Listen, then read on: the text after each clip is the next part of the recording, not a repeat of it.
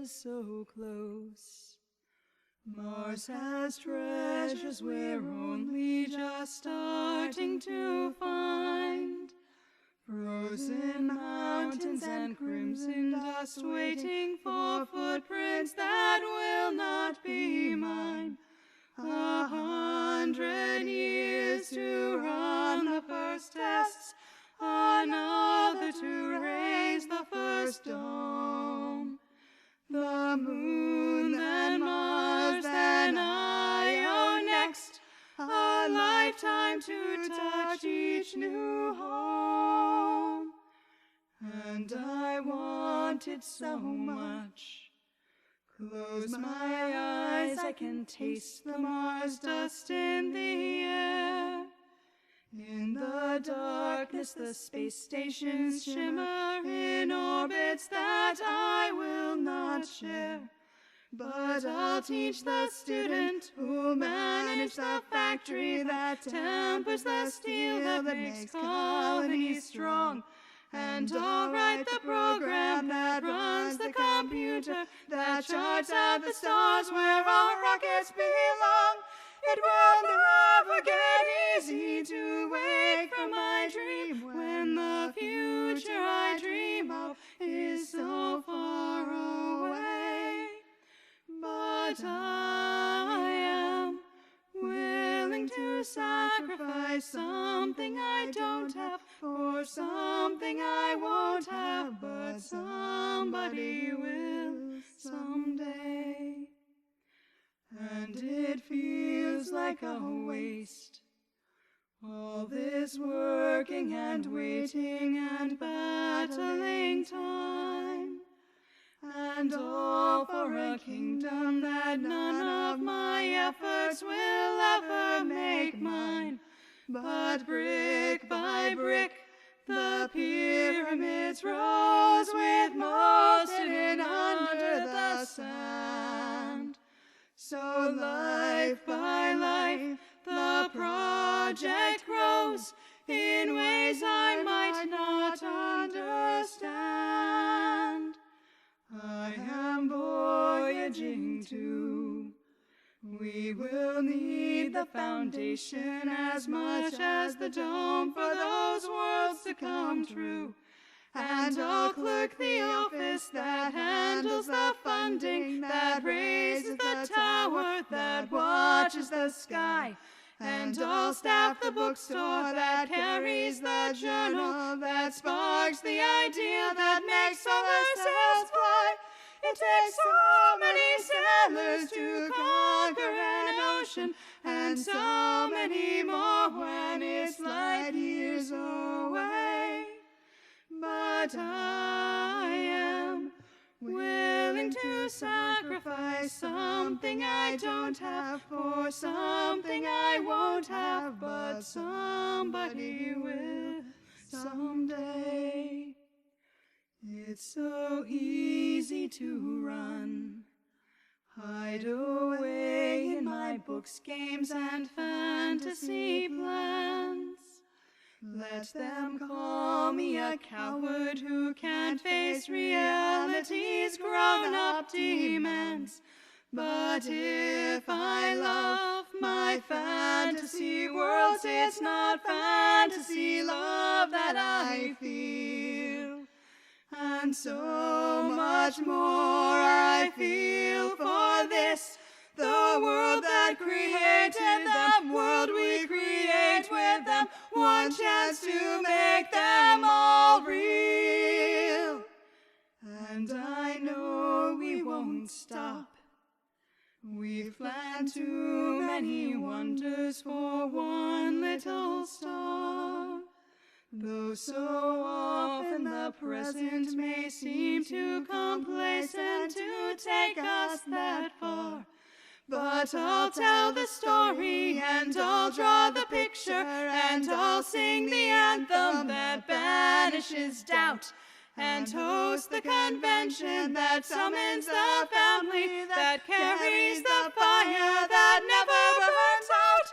There are so many chances to give up the journey, especially when it's so easy.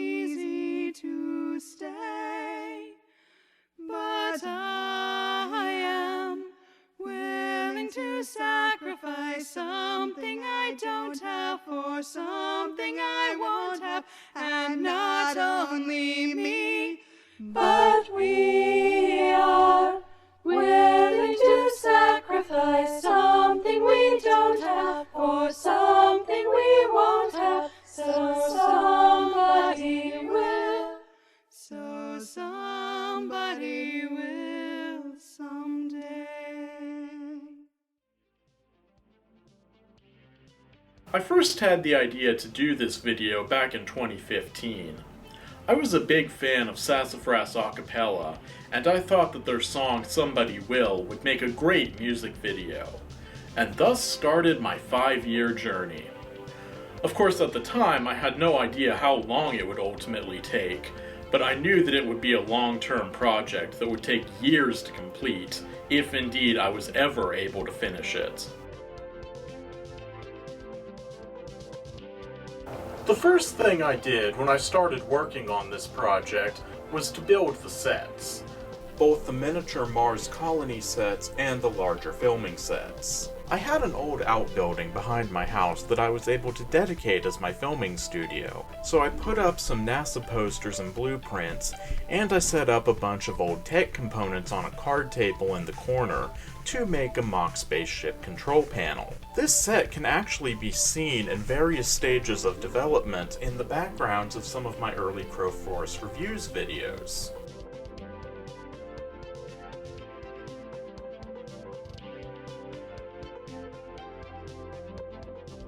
One of the things that I did early on in the production process was to visit the Johnson Space Center in Houston, Texas with my sister Maureen. I've always loved space and the space program, and I had visited the Space Center several times before, but this time I had the specific purpose of filming some video clips to use in the video, and taking pictures to use as set ideas. Over the course of the day, I filmed Maureen using several of the interactive displays, thinking that some of the shots might serve as filler shots for the video, and indeed several of them did end up in the final version of the video, in the last shot with different clips flying at the camera.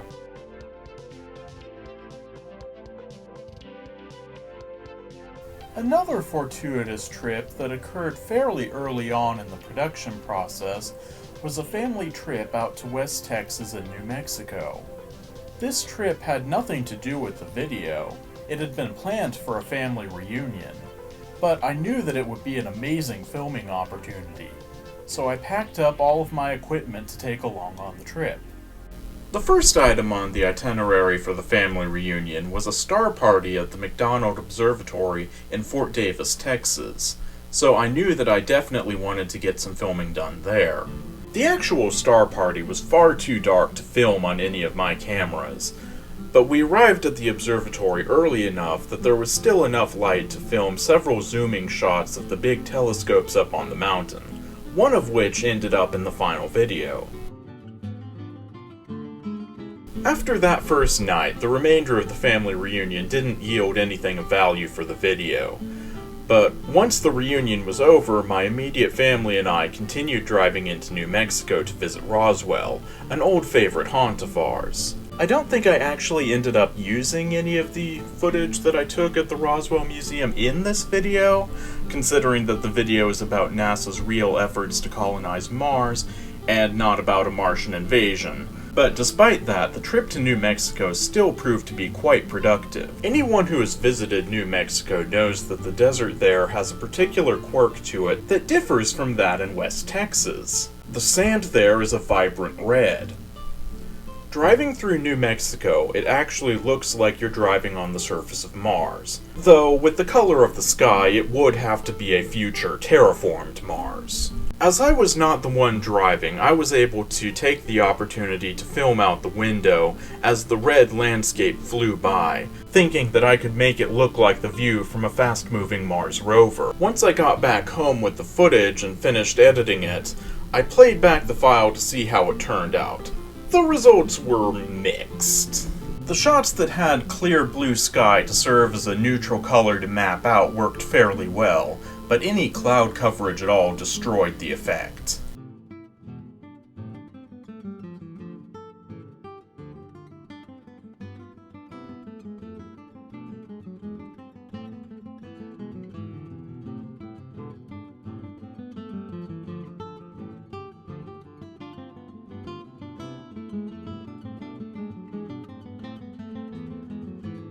The next stop on our trip was the New Mexico Museum of Space History, another very promising place to get some filming done. But on the way there, I happened to spot a vineyard on the side of the road, right next to a travel stop.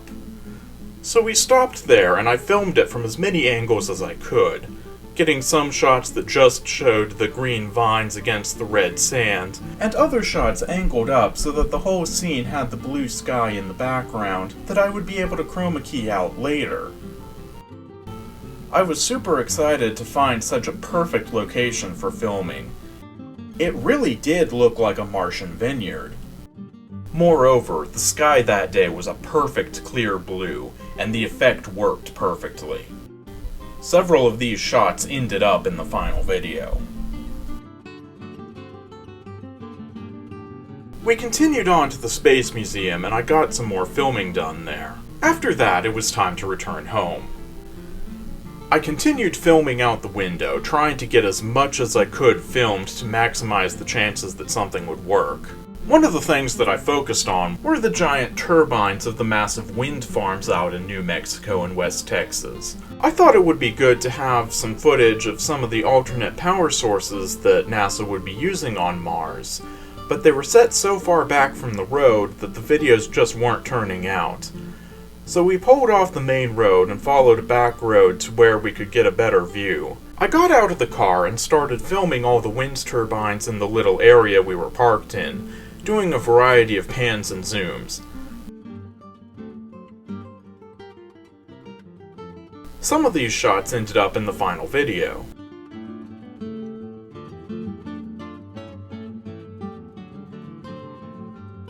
Obviously, if I was going to make a video about Mars, I needed a spacesuit. So with the help of my mother, I designed and created one. I bought a white jumpsuit online, along with some NASA patches and a custom name patch.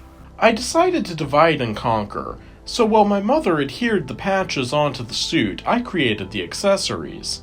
I took a cardboard box and covered it with strips of white tape, and attached backpack straps to it.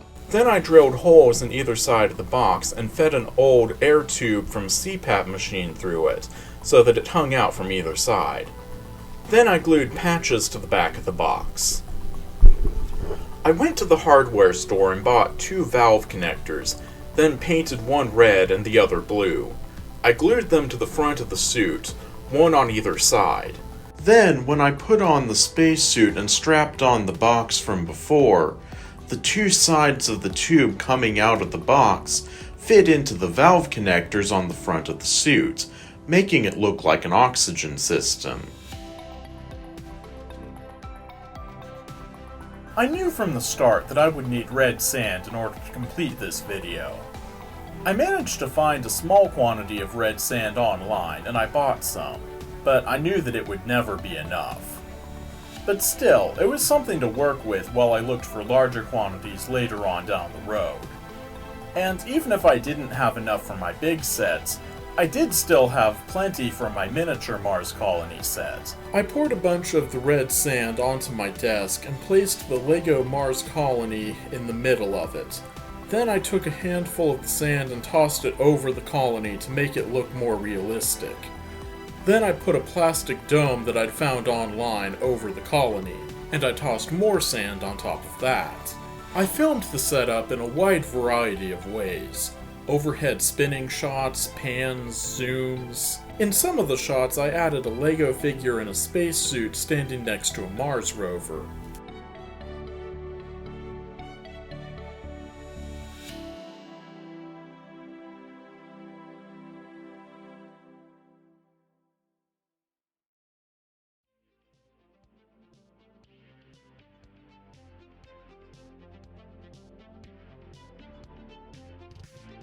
I tried to film some footage of myself in my spacesuits in front of the red sand, but there was so little to work with, this proved to be rather difficult.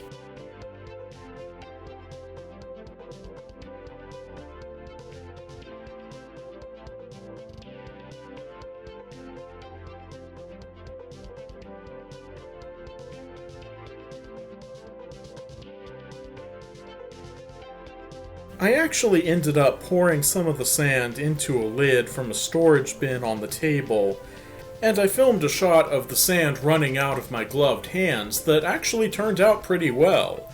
Then I put an old sheet down out in the sunroom and poured red sand onto it, and tried to film myself in front of it, which kind of worked, but it's obviously very cramped. But I did manage to get a shot of a footprint that turned out fairly well.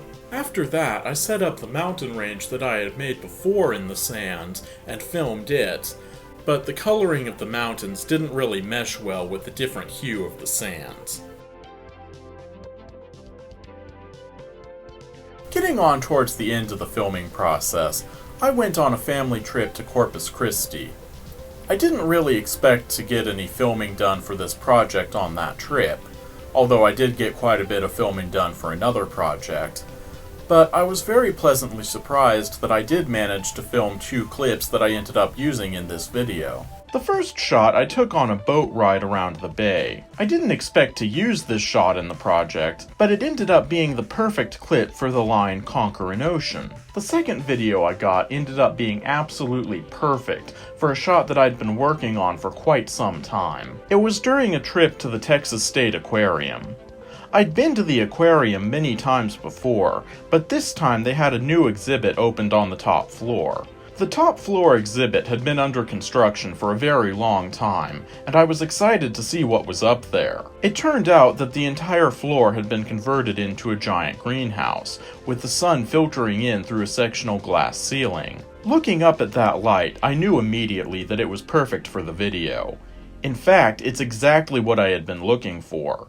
The line I used the clip for was "Too many wonders for one little star." I used a panning shot over some NASA blueprints, followed by the shot of the sun peeking through the greenhouse ceiling. I had had the basic concept for the shot for quite some time before that. I knew that I wanted the blueprints, and I knew that I wanted the sun coming out from behind something and flaring out. I had done innumerable test shots of holding up a blueprint in front of the sun and pulling it down slowly to get the flare effect I wanted.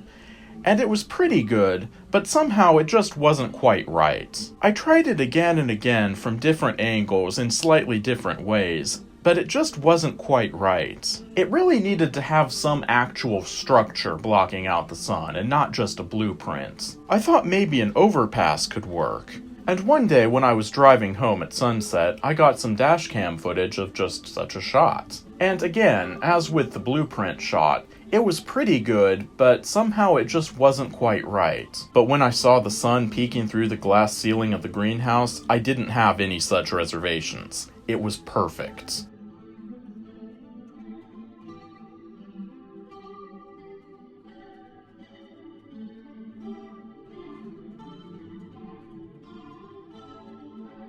The pyramid stop-motion shot was one of the most technically difficult shots that I did. I knew fairly early on basically what I wanted the shot to look like, but it took a lot of work to figure out how exactly to do it. I had done stop-motion time-lapse shots of building and destroying pyramids before, so I knew the technique, but those earlier shots had all been still shots from one angle, and I really wanted this one to be fancier. My idea for the shot was an overhead spinning shot, but I had to figure out how exactly to do that. The stop-motion effect required stability from the camera, so I couldn't move the camera around the pyramid. I knew this from an earlier attempt at stop-motion where I did move the camera around, and the results are kind of nauseating.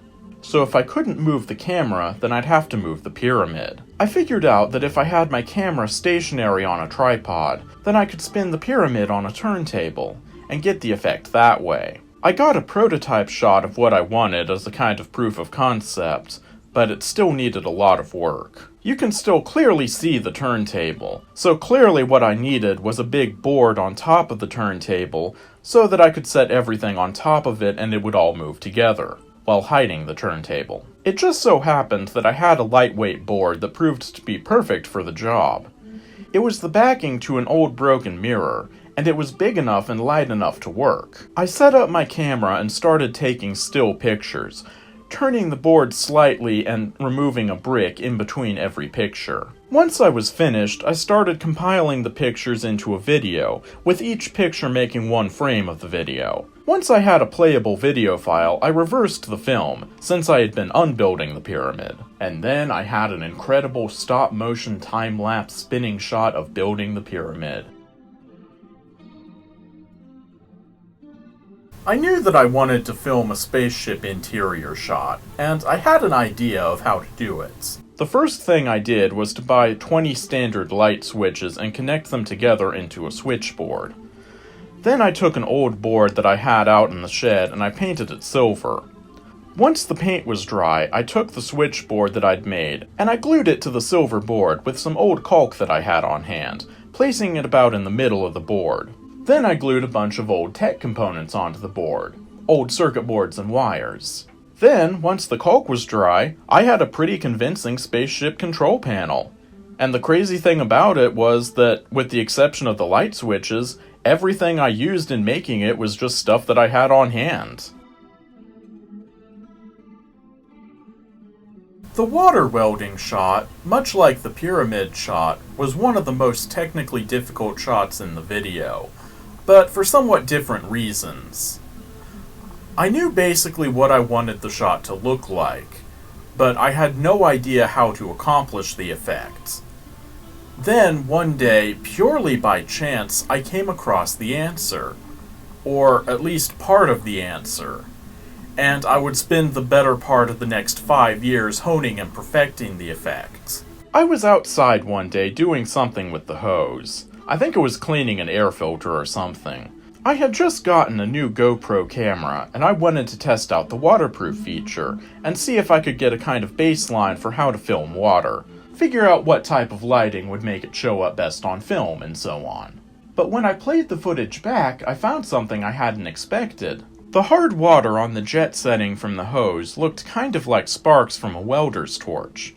I applied a video filter to the clip, and the resemblance was made that much stronger. And just like that, I had part of the answer that I needed. I knew that I needed to use water. I just needed to figure out how. The biggest problem that I had was that the video filter didn't just change the water, it changed everything. And that made it obvious that a filter had been applied, and by extension, that it was in fact water in the video. It took years of work and lots of experimentation, but I finally perfected the effect. The trick was to set up a silver tarp behind the table I was filming at, as a neutral background that wouldn't be negatively affected by the video filter. Then I had to wear a gray coverall rain poncho and gloves to avoid having any skin showing that might ruin the effect. And finally, I wore the helmet from my spacesuit. The results are pretty convincing. I'm very happy with how this effect turned out.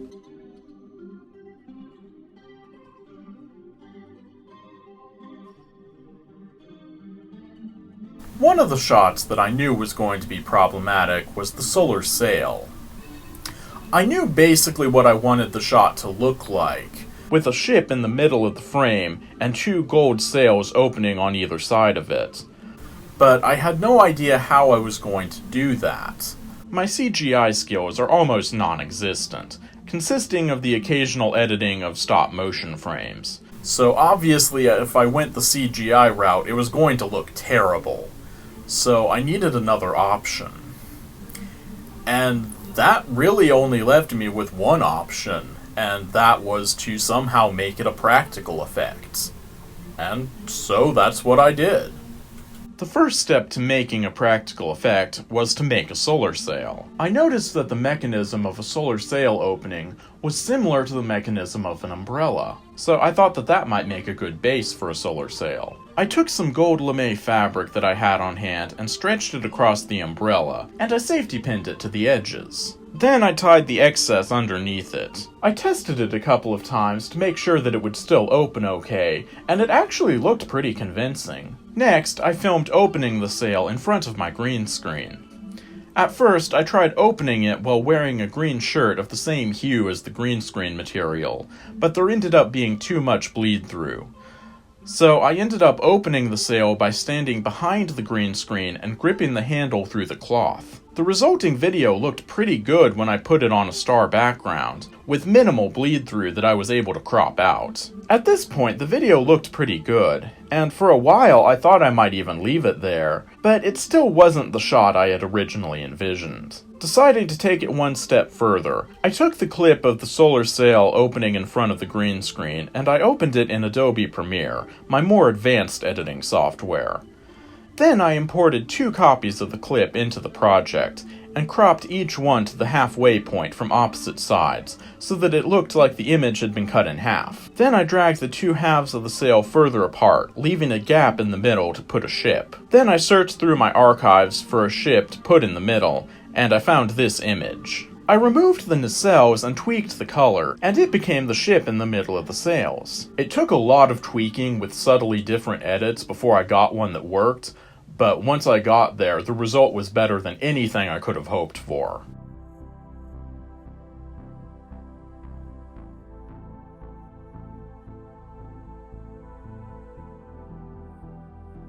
I had been looking for red dirt for several years without any luck. I'd looked online, in stores, in specialty landscaping departments, even a bulk materials lot near my house that specialized in different kinds of gravel, but no luck.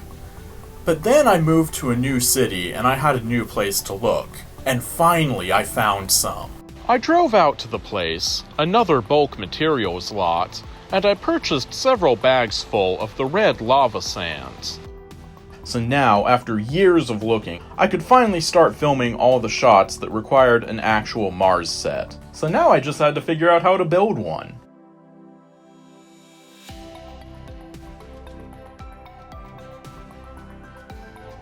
I decided that the easiest way to deal with the red sand would be to set up a tent in the backyard and fill the bottom of it with some of the sand. And it just so happened that I had an old tent out in the shed that I could repurpose for this project. Once I had the tent set up, I started opening bags of sand and pouring them into the bottom of the tent and spreading it out. I had been a little concerned that the sand wouldn't be a vibrant enough red after I had seen a little bit of it leak out in the trunk of my car, but I had seen that at night. Now, with the full light of the sun, it looked amazing.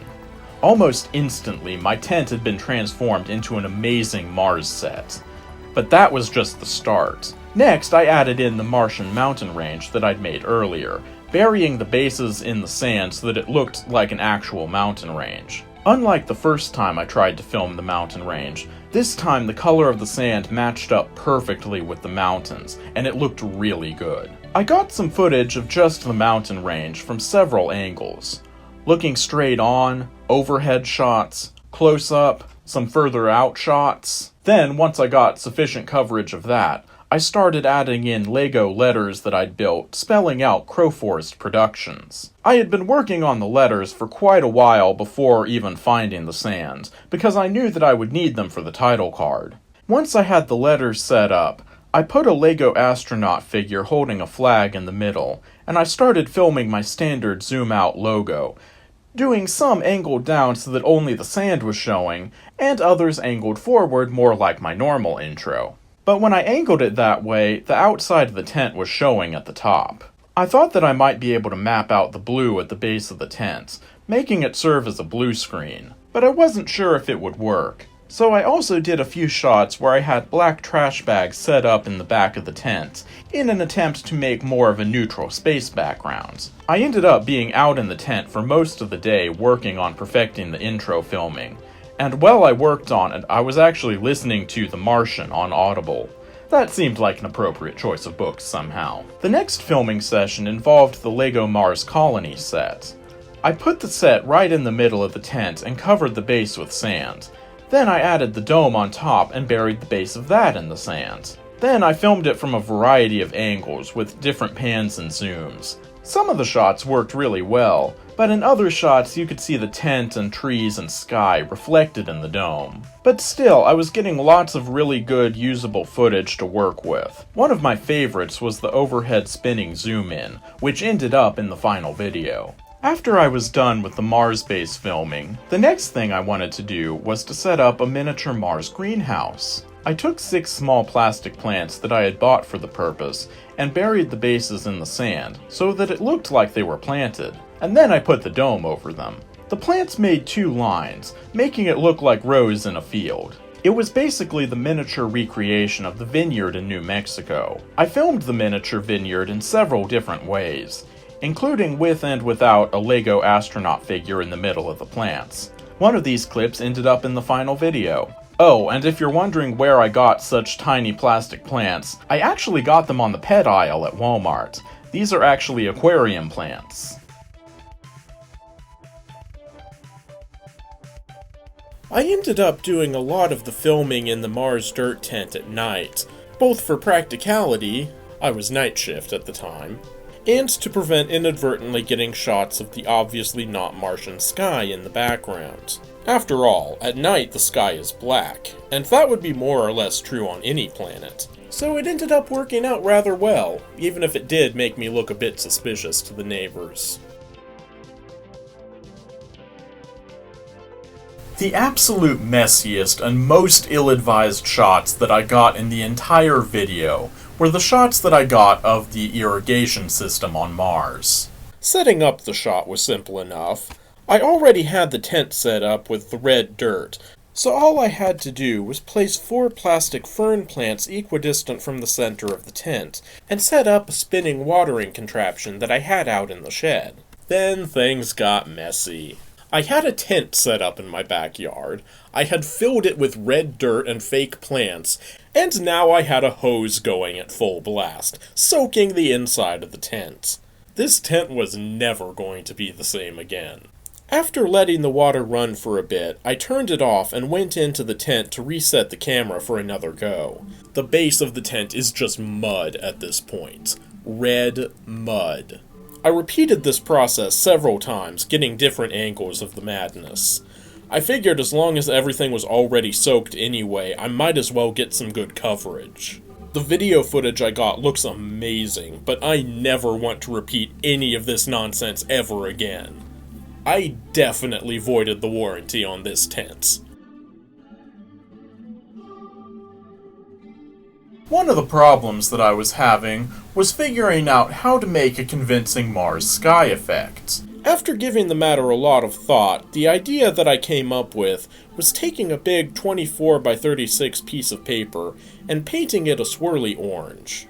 This effect was achieved by mixing red, yellow, white, and black paint together, but not mixing all the way, so that there were still pockets of unmixed color spread throughout, and then applying the paint in a circular motion from the center outwards.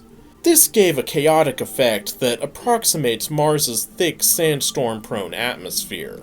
Then, once the paint was dry, I took the sky mat and propped it up in front of where I had the tripod set up. And then, to make it look really authentic, I took my handheld steamer and created a mist effect in front of it. I took some video of just the mist in front of the sky mat, and then I held the dome in front of the camera, in order to get the look of Martian sky through a dome. The dome shot didn't end up working nearly as well as I had hoped, but the clean version I'd gotten without the dome looked amazing. And it ended up in the video, in the backgrounds of several different shots. And even in the foregrounds of a couple of shots, set to almost completely transparent, so as to give the look of a misty atmosphere. One of the shots that I had envisioned for the video was a shot bridging the lines, "Sometimes the present may seem too complacent to take us that far," and "I'll write the story." The idea of the shot is that you come across someone on their phone, and you make the assumption that they're just wasting time. But then a pan around reveals that they're actually writing a story about the colonization of Mars. I liked the idea of this setup, because it emphasizes that you shouldn't judge people based on assumptions that you make about them. And also, it reinforces one of the major themes of this song, that so much of the work that goes into building a future on Mars is invisible to us, going unnoticed by society. And finally, on a trip to Austin, I had the opportunity to film this setup. I met with my older sister Kay and filmed her sitting at a picnic table on her phone for a few seconds. And then I slowly started walking around to get behind her while keeping her in frame, being careful to watch my step on the uneven grounds. Then, once I got behind her, looking over her shoulder, I zoomed in on the screen where she was typing a story about Martian colonization. I repeated this process a few times to make sure that I got one that would work. In post-production, I had to speed up the pan-around section of the shot quite a bit for it to work, but it turned out really well.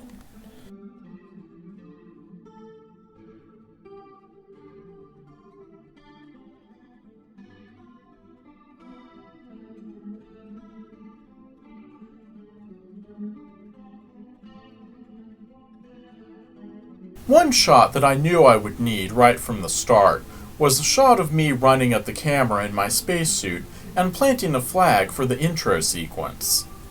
Obviously this would have to be done with green screen, since the atmosphere here is completely different from that on Mars. But green screen has its limitations, and I wanted this to be a really good effect. I had done effects before where I had green screen material on the floor where I was walking to replace in post-production, but the effect never really worked all that well. Walking on the fabric always made it bunch up and cause bleed-through problems. So I had an idea. I already had the red dirt from filming the scenes in the tent, so why not put a tarp on the floor of the sunroom and put a bunch of sand down on it and set up the green screen behind it? Well, it turns out that there are in fact many reasons not to do that. But I did it anyway, and I got some amazing filming done, as well as a huge mess to clean up. I was in my spacesuit and my mom was working the camera. I did the run at the camera flag plant a couple of times to make sure that one of the takes would work, and then I moved on to doing other things, like jumping, long stride walking, and doing a salute at the flag. Before cleaning up the sand in front of the green screen, I did some more filming with the LEGO Mars colony and dome. When I'd filmed in the tent during the day, there had been too much glare from the sun, but now, filming at night, I hoped to be able to get some cleaner filming done. It sort of worked, though the artificial lights did still reflect a bit, but still, I was sure that out of everything I'd gotten, something would work. Also, since I still had the green screen set up, I got some shots with the green screen in the background, so that I could edit a Mars sky into the background later. Then I put the Mars sky mat that I'd painted into the background, and did some shots with that.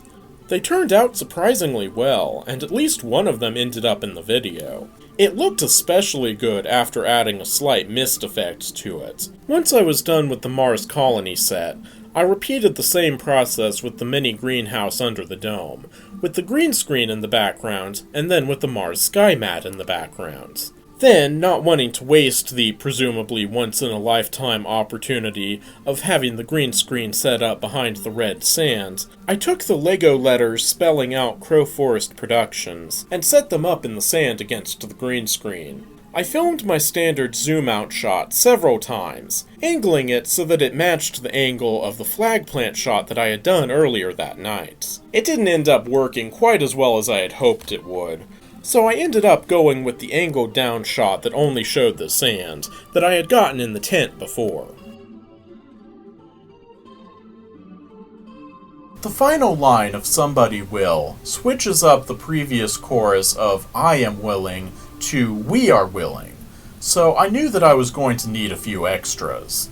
And fortunately, my sister Maureen has a few friends who were willing to be in the video. So I incorporated the clips that they sent into the final shot with the clips flying at the camera. And I even used the clips in a few previous shots as well. Working and waiting and battling time, and it feels like a waste. Thank you, Brittany, Elise, and Jenny. I didn't do all of the editing at the end of the production process, preferring instead to put clips into the video as soon as I got them. I even have several rough cuts of the video that have a bunch of blank space in the middle, as well as later ones that feature early prototypes of effects that I hadn't perfected yet, as well as some other filler clips. Editing this video was a very long and involved process, and before everything was done, I had used 3 different editing programs to accomplish it.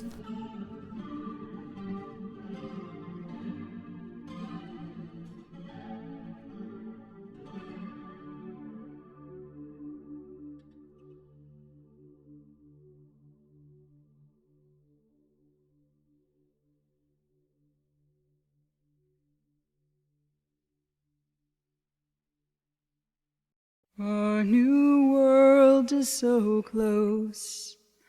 Mars has treasures we're only just starting to find. Frozen mountains and crimson dust waiting for footprints that will not be mine. 100 years to run the first tests, another to raise the first dome. The moon, then Mars, then Io next. A lifetime to touch each new home. And I want it so much. Close my eyes, I can taste the Mars dust in the air. In the darkness, the space stations shimmer in orbits that I will not share. But I'll teach the student who'll manage the factory that tempers the steel that makes colonies strong. And I'll write the program that runs the computer that charts out the stars where our rockets belong. It will never get easy to wake from my dream when the future I dream of is so far away.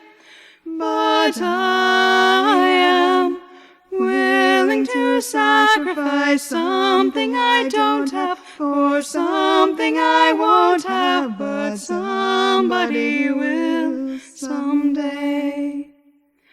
And it feels like a waste, all this working and waiting and battling time, and all for a kingdom that none of my efforts will ever make mine.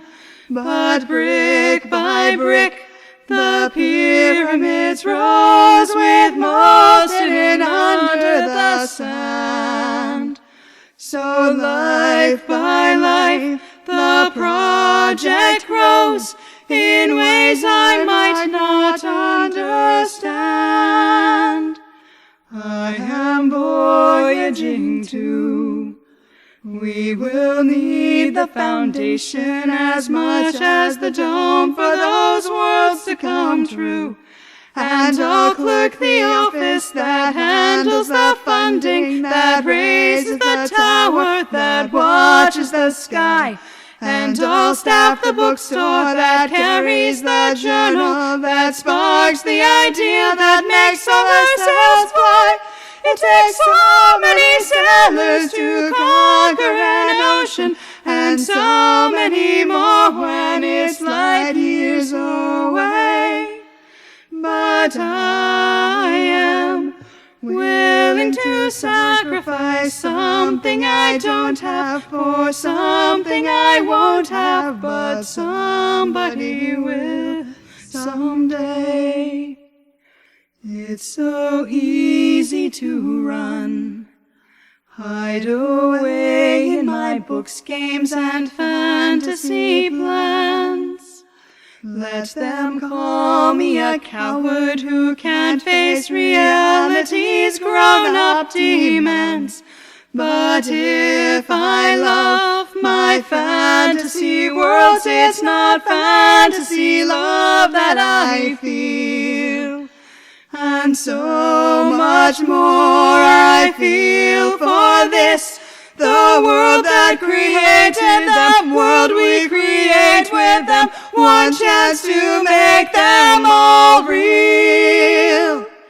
And I know we won't stop. We've planned too many wonders for one little star. Though so often the present may seem too complacent to take us that far. But I'll tell the story, and I'll draw the picture, and I'll sing the anthem that banishes doubt, and host the convention that summons the family, that carries the fire that never burns out. There are so many chances to give up the journey, especially when it's so easy to stay. But I am willing to sacrifice something I don't have for something I won't have, and not only me, but we